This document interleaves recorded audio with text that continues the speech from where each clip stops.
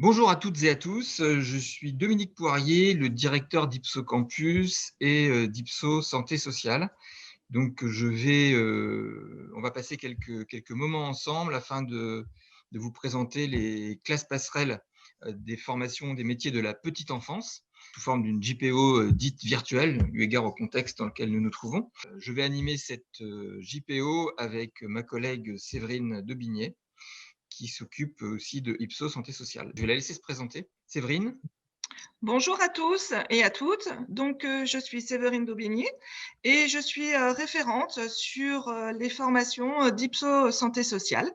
J'évoquerai plus particulièrement pendant cette JPO tout ce qui est relatif au suivi des étudiants et puis l'équipe des professeurs. À plus tard. Merci Séverine. Comme vous le verrez, nous allons vous présenter des cursus qui permettent de se donner les moyens d'intégrer des écoles d'auxiliaires de puériculture ou d'éducateurs et éducatrices de jeunes enfants en toute sérénité. Ces formations permettent également aussi de trouver éventuellement derrière un travail grâce à une formation professionnelle que nous allons vous présenter, qui est le CAP Petite Enfance. Il faut savoir que ces formations sont totalement compatibles et complémentaires et que nous nous permettons de conjuguer plusieurs options afin de maximiser vos chances de travailler dans le secteur de la petite enfance. Donc, on va aborder de ces différents sujets tout au long de cette JPO, donc aucune crainte à avoir. On va balayer les différents champs possibles. Donc, nous allons vous accompagner dans la mise en place de votre projet et nous allons voir quelles sont les étudiantes et les étudiants qui sont concernés par ces classes passerelles. Donc, elle s'adresse à des titulaires d'un bac qui préparent leur entrée en école d'éducateurs de jeunes enfants. Et notre objectif, c'est de vous permettre de constituer un dossier sur Parcoursup. Pour les autres étudiants qui souhaitent travailler dans le domaine de la petite enfance, il s'agit de constituer un dossier de candidature pour vous permettre d'entrer en école de puériculture, mais également de vous former au CAP accompagnant éducatif petite enfance, c'est le nouvel intitulé du CAP petite enfance. Comme nous le verrons plus tard, ce dernier peut aussi faire partie de votre préparation. En fait, ce qu'on va faire, c'est qu'on va, pour les personnes qui souhaitent devenir auxiliaires de puériculture ou les personnes qui souhaitent faire la formation d'éducateurs de jeunes enfants, on va leur permettre de pouvoir, avec des options, on verra ça plus tard, préparer le CAP petite enfance, qui apportera une réelle plus-value à votre entrée en école.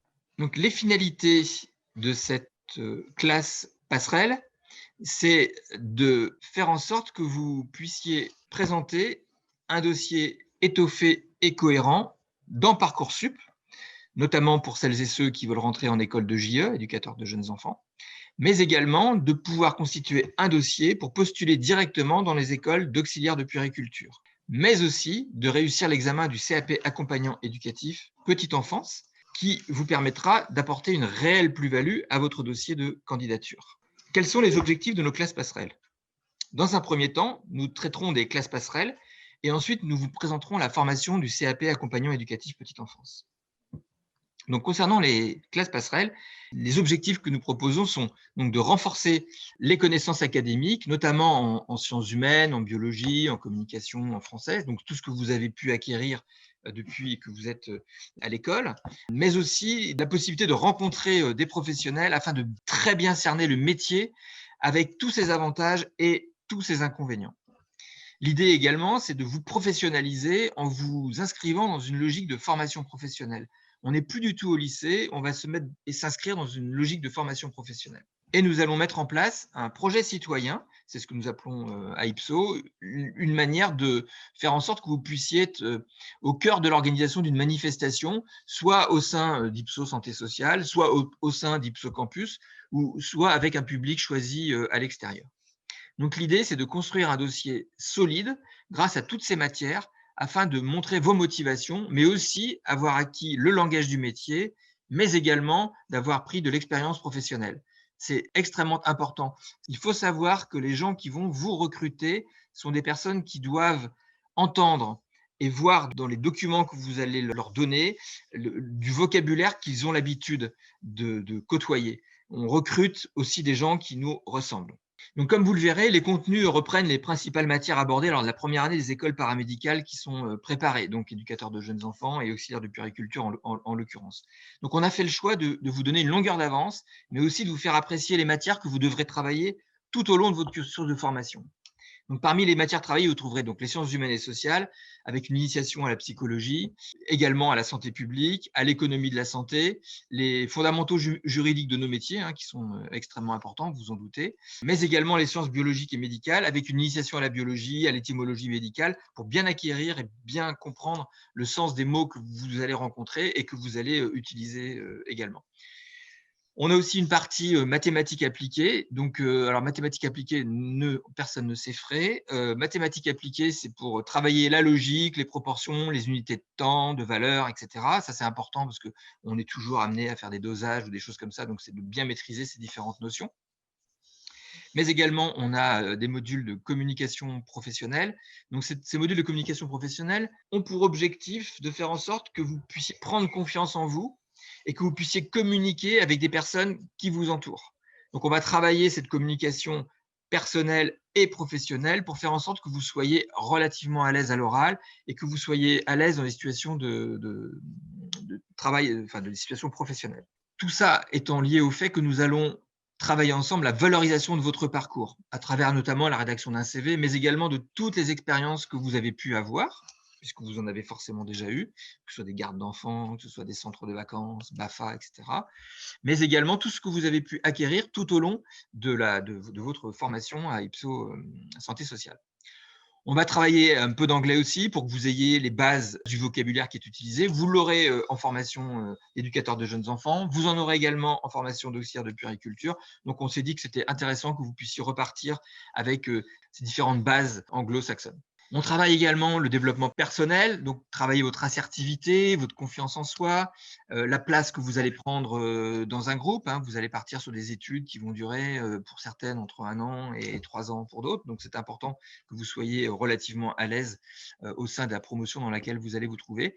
Et bien entendu, vous allez suivre des stages qui vous permettent de développer vos expériences et renforcer vos motivations pour réussir à rentrer dans l'école dans laquelle vous souhaitez travailler. Ces stages revêtent un caractère assez important puisqu'il y a un rapport de stage qui est établi et il y a une soutenance qui se fait devant vos collègues, mais aussi devant un jury. Donc, vous aurez tous ces détails de programme sur notre site internet, donc n'hésitez pas à aller le consulter. Donc, vous avez vraiment tous les détails sur notre site. Concernant les objectifs pédagogiques, là, je vais vous parler plus précisément du CAP accompagnant éducatif petite enfance. Donc, c'est l'ancien CAP dit petite enfance.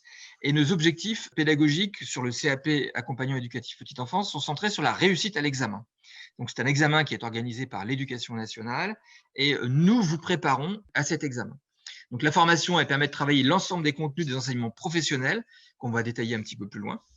Donc, de faire au minimum des stages auprès de jeunes enfants dans des milieux variés, mais aussi dans des crèches, bien entendu, mais également auprès d'assistantes maternelles.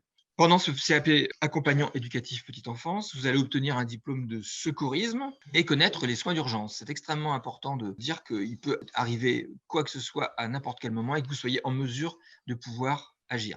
Alors, sachez que le diplôme du CAP accompagnant éducatif petite enfance, c'est un diplôme très prisé dans le domaine de la petite enfance. C'est pour ça qu'on l'a mêlé aux formations, bien sûr, de la petite enfance, mais également, vous verrez ensuite, ça fait partie d'une des options possibles avec les classes passerelles.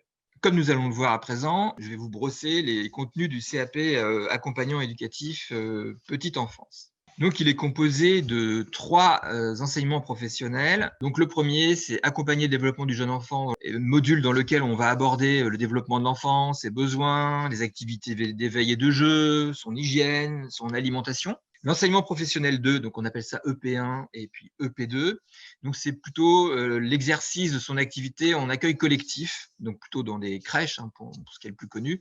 Et il va être davantage centré sur donc, la communication en milieu collectif, la communication en équipe, la communication avec les parents, le projet éducatif de l'environnement dans lequel vous allez vous trouver, mais aussi de l'entretien des locaux qui fait partie d'une des tâches de la personne qui est titulaire de ce CAP accompagnant petite enfance. Et le P3, donc l'enseignement professionnel 3, c'est d'exercer son activité en accueil individuel. Donc, c'est plus basé sur le statut d'assistante maternelle, si vous souhaitez devenir assistante maternelle avec ce métier. On y traite de l'organisation du logement, comment s'organiser chez soi, de l'entretien de son logement, des espaces qui seront réservés aux enfants, des repas, de l'hygiène, des accidents domestiques possibles. C'est pour ça qu'on inclut le secourisme, parce que c'est important de pouvoir, quand vous êtes chez vous, d'assurer à tous les niveaux. On a aussi un module qui s'appelle PSE. C'est un module qui, quant à lui, traite de votre situation d'élève au sein d'Ipsocampus. Donc, on y traite de votre santé d'étudiante, vos parcours, vos motivations pour faire ce métier, etc., etc., etc. À Ipsos Santé Sociale, on a ajouté, comme vu précédemment, un module de secourisme. Bon, ça fait 3 fois que j'en parle, mais c'est vraiment, ça nous paraît très important. Sachez que les stages sont des moments extrêmement importants également, pendant lesquels vous êtes au contact des enfants, des équipes, des parents. Et on va vous inviter, parce que d'abord le référentiel de cette formation nous le demande, mais on va vous inviter à faire des stages dans des lieux très différents. Donc, vous allez faire des stages dans des écoles maternelles, dans des accueils collectifs de mineurs, des centres de vacances par exemple, des crèches, mais aussi auprès d'assistantes ou d'assistants maternels qui sont agréés. Donc, sachez que le CAP accompagnant éducatif petite enfance peut se faire en apprentissage. Je vais passer la parole à ma collègue Séverine, qui va vous parler du suivi des étudiants, des évaluations et de l'équipe pédagogique. Sachez que Séverine a pour mission, sur les différentes antennes, de s'occuper du recrutement des étudiants jusqu'à l'évaluation finale, avec les différents responsables d'antenne que nous avons. C'est elle la référente au sein d'Ipso. Donc, elle va vous présenter la manière dont nous suivons les étudiants, la façon dont vous êtes évalué tout au long du dispositif et l'équipe pédagogique. Séverine, je te donne la parole. Oui, merci Dominique. Donc effectivement, je vais développer plus particulièrement, alors dans un premier temps, le suivi de nos étudiants, parce que le programme est complet, mais il est nécessaire également de prendre en compte qu'un étudiant a besoin d'être suivi tout au long de sa formation. Et ce suivi est assuré par un coordinateur pendant le temps de présence à Ipsos Santé Sociale, mais aussi pendant le temps de stage en entreprise. Cela permet d'assurer donc une cohérence dans le suivi et donc de mieux accompagner les élèves stagiaires tout au long de leur parcours. Alors, nous avons donc choisi d'avoir un seul interlocuteur pour les stagiaires, pour les familles, mais aussi pour les tuteurs en entreprise, afin de faciliter le dialogue et les différents échanges qui pourraient intervenir au sein des différents protagonistes. Donc, le suivi des étudiants est très présent à Ipsos Santé Sociale parce que ça fait également partie du soutien que nous apportons à nos étudiants. Si on en vient à la partie des évaluations, alors forcément, les évaluations se font de manière continue tout au long de la formation, c'est indispensable. Ces évaluations sont consignées sur des bulletins qui permettront de constituer une partie du dossier de candidature pour Parcoursup ou directement auprès des écoles. Alors, c'est le même type d'évaluation continue que l'on trouve à l'épreuve du CAP. En revanche, on y ajoute des examens blancs afin de s'entraîner aux épreuves de l'examen final pour être parfaitement préparé à cette épreuve. En ce qui concerne la partie stage en entreprise, parce que cette partie est également importante au sein du CAP, les stages font l'objet d'un rapport qui sera soutenu devant un jury. Alors, c'est une épreuve qui est bien entendu notée. Elle permet également de travailler la présentation orale, qui est de toute façon utile au sein du projet, mais utile également dans la vie de tous les jours, ne serait-ce que quand on passe un entretien d'embauche. Donc, cette préparation orale a vraiment un effet important sur l'évaluation finale du CAP. Alors, petite particularité, c'est que pour les élèves du CAP, nous organisons 2 examens blancs pour les mettre vraiment en situation réelle, tel que ça le sera le jour de l'examen. Donc, l'évaluation se font régulièrement tout au long du programme et les évaluations sont régulières pendant les semaines qui constituent le programme. Dominique a également indiqué que nous avons une équipe pédagogique, bien entendu, qui est complète, qui est pilotée par une coordinatrice et qui va gérer l'ensemble du suivi des étudiants. Effectivement, alors cette coordinatrice, en l'occurrence, c'est moi. Donc, du coup, moi, je vais intervenir sur le dossier du recrutement jusqu'à l'évaluation finale de la formation. Donc, je suis en gros l'interlocutrice privilégiée des étudiants, mais aussi des familles. L'équipe pédagogique en elle-même travaille pour Ipsos Santé Sociale depuis de longues années. On a une équipe qui est stable. Nos intervenants ont la plupart du temps une expérience des métiers qui sont préparés et connaissent donc parfaitement les contenus des cours et des écoles présentés par les étudiants. Ces intervenants sont bien entendu diplômés de la matière enseignée. Alors, ce qui est important dans un parcours de formation, c'est d'avoir une équipe stable, ce qui permet d'être un gage de qualité aussi pour les étudiants et d'avoir une totale confiance sur les intervenants qui vont les encadrer pendant ce parcours de formation. Alors, nous avons également des options que nous recommandons de prendre, mais je vais laisser à nouveau la parole à Dominique pour qu'il puisse vous développer plus particulièrement les options. Merci Séverine. Donc, je vais vous parler des options que nous recommandons vivement. En fait, vous allez vous retrouver dans une classe passerelle pour devenir éducatrice ou éducateur de jeunes enfants ou auxiliaire de puériculture. Et il nous paraît important de conjuguer cette classe passerelle avec le CAP, accompagnant éducatif petite enfance. Donc, en fait, une partie de la classe passerelle correspond à certains modules du CAP accompagnant éducatif petite enfance. Donc, je vous inviterai à aller voir sur notre site comment les choses s'organisent en termes de tarifs, en termes de durée, etc. Mais on vous le conseille vivement, quoi. Donc, il faut savoir que les personnes qui vont étudier, je l'évoquais tout à l'heure, les personnes qui vont étudier les dossiers d'admission sont des professionnels. Ils apprécient tout particulièrement les candidats et les candidates qui savent de quoi ils ou elles parlent. Et s'inscrire dans une logique d'évolution, c'est assez intéressant quand on a affaire à un jury. Alors que ce soit un jury via Parcoursup ou que ce soit un jury d'écoles qui recrutent en dehors du champ de Parcoursup. Avoir le CAP AEP et vouloir évoluer vers les métiers d'auxiliaire de puériculture ou d'éducateur de jeunes enfants est plutôt apprécié par ces personnes. Donc c'est pour ça qu'on a proposé cette option. Et avoir un CAP vous permet aussi de commencer à travailler dans le secteur. On peut imaginer que vous terminez votre année scolaire en mai-juin, que vous intégrez une école au mois de septembre, et pour le coup, vous pouvez tout à fait, pendant les 2 mois d'été, travailler avec le CAP que vous viendrez d'obtenir. Voilà, donc ça vous donnera de l'expérience professionnelle et un gage d'expérience et qui sera vraiment valorisé dans ces différents métiers. Concernant les conditions d'accès à Ipsocampus, j'aurais pu laisser la parole à ma collègue, je vais la garder. Allez, hop, je conserve la parole. Concernant les conditions d'accès, donc on vous invite au moins avant la fin de la classe passerelle à Ipso Santé Sociale, d'être à jour de vos vaccinations, d'été polio et hépatite B. Vous allez travailler en collectivité. On vous le demandera dans les écoles. Donc, autant anticiper les choses. Dans votre dossier, ce sera un élément supplémentaire. Pour les personnes qui veulent être admises dans les écoles d'éducateurs ou d'éducatrices de jeunes enfants, il faut impérativement être titulaire d'un bac et vous postulerez via Parcoursup, donc on le fera pendant l'année. Et pour les auxiliaires, c'est d'avoir un niveau d'études équivalent à minima au brevet des collèges. Et pour les CAP accompagnants éducatifs petite enfance, ce sont d'avoir obtenu déjà un CAP ou un BEP à minima afin d'avoir les équivalences pour les matières générales. Alors maintenant, on va en venir à pourquoi choisir Ipso Santé Sociale, pourquoi nous choisir nous plutôt qu'une autre école. Donc, les plus-values d'Ipso Santé Sociale, c'est qu'on travaille, Séverine et moi, depuis plus de 20 ans dans ce secteur d'activité, qu'on a réussi avec nos différentes expériences à avoir une équipe pédagogique stable qui connaît parfaitement les programmes des écoles qui sont préparés. On a même des intervenants qui travaillent dans les dites écoles. On a fait le choix d'avoir des petits groupes qui favorisent les échanges. On n'a pas des classes de 25-30 élèves, on a des classes d'une quinzaine à 20 élèves qui permettent de favoriser l'échange. Tout le monde se connaît, on s'appelle par nos prénoms, on se dit bonjour quand on se croise, c'est important pour nous. Et on vous inscrit plus précisément dans une logique de formation professionnelle. On n'est plus au lycée, on n'ira pas vous courir après. Bien entendu, on relèvera les absences, on préviendra les parents, on vous préviendra aussi, mais on est plus dans une logique de formation professionnelle avec des gens qui ont une réelle volonté de vouloir réussir.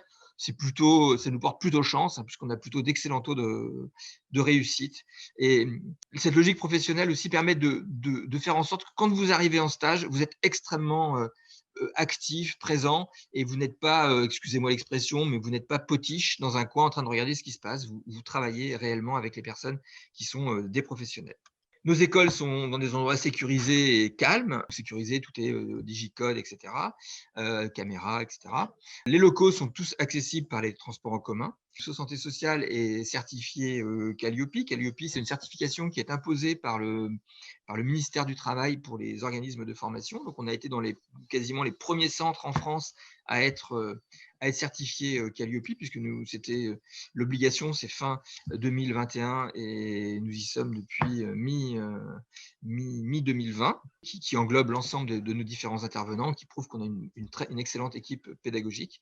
Et puis, c'est ce que j'évoquais tout à l'heure, c'est qu'on est dans un réseau de professionnels développé plus de 20 ans dans ces différents métiers, ce qui permet assez aisément de pouvoir trouver des stages et puis d'être connu quand vous déclinez Ipsos Santé Sociale. Alors, on va passer aux questions. Alors, en fait, lors de ces JPO virtuels, on a énormément de questions qui nous arrivent. Donc, nous avons fait le choix de ne pas répondre à l'ensemble des questions.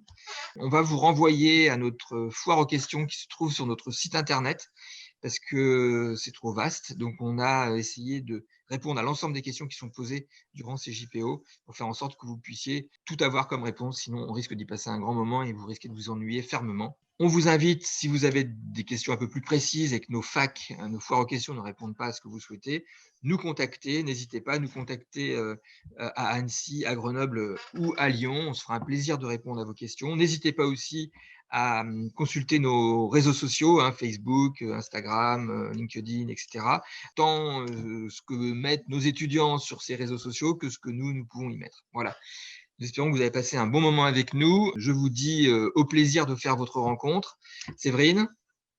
Merci à tous d'avoir participé à cette JPO et puis au plaisir de vous retrouver dans la vraie vie au sein d'Ipsos Santé Sociale. Merci à vous et à bientôt. Merci Séverine. Au plaisir. Au revoir. Au revoir.